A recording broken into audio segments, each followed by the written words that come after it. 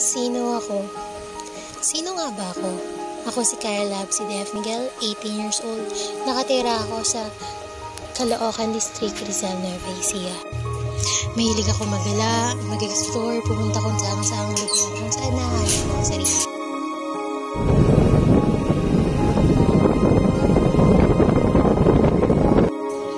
Mahilig din akong kumain.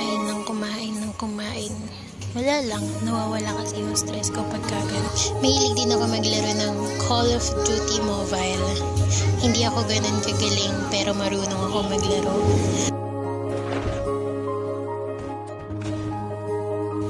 Madami din ako naging kaibigan sa online platforms na nakasama ko through ups and downs ng buhay ko.